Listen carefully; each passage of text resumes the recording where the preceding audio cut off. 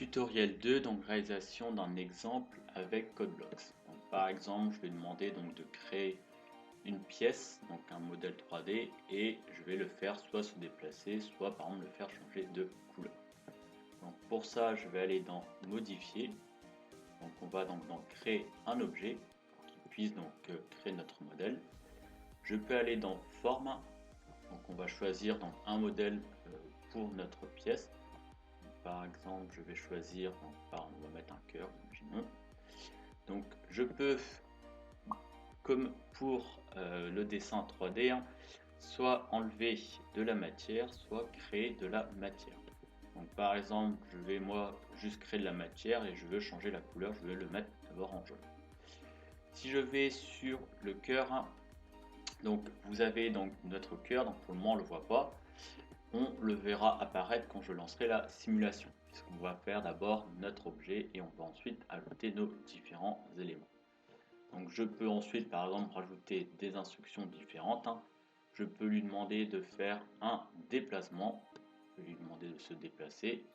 Donc quand on se déplace sur le modèle, on va se déplacer sur trois coordonnées, donc en X, en Y et en Z. Donc le Z, ça va correspondre à la hauteur, donc en élévation. Donc par exemple, moi je veux uniquement qu'il se déplace sur X et Y. Je vais par exemple mettre X, je vais le mettre à 10. Donc il va faire un premier déplacement. Donc au départ, donc par défaut, il commence toujours sur 0, 0. Donc là, ça veut dire que mon cœur, quand il va se créer, il va se déplacer ensuite dans un premier temps de 10 en X. C'est-à-dire d'un grand carré. Donc après, par exemple, je peux lui demander de faire un changement de couleur. Donc au lieu d'être en jaune, il va changer de couleur.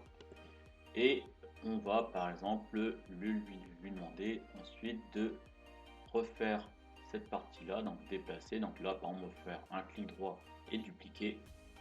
Et vous avez l'intégralité. Donc là, par exemple, cette fois-ci, je veux maintenant qu'il se déplace, on va dire de moins 10. Donc il va aller dans l'autre sens.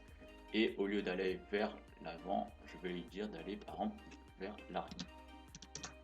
C'est-à-dire qu'il va se déplacer donc en X, donc vers le négatif, donc vers la gauche, et en Y vers le négatif et vers le bas. Ensuite, au niveau de la couleur, je vais lui demander cette fois-ci de prendre une nouvelle couleur. Et si je lance la simulation, donc je vais faire étape par étape. Je pourrais faire une lecture automatique, mais je vais faire étape par étape pour bien montrer l'évolution de chacune des étapes. Donc première étape, je crée un objet. Donc là on le voit pas, mais on dit qu'on va créer un objet. Deuxième étape, je vais ensuite donc, créer mon objet. Donc je décidais de faire un cœur qui est en jaune.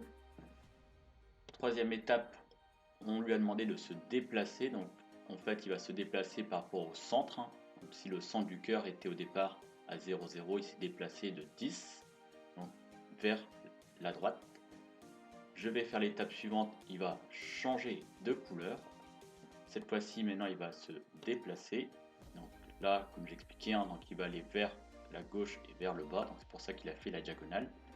Et dans la dernière étape, il change de couleur.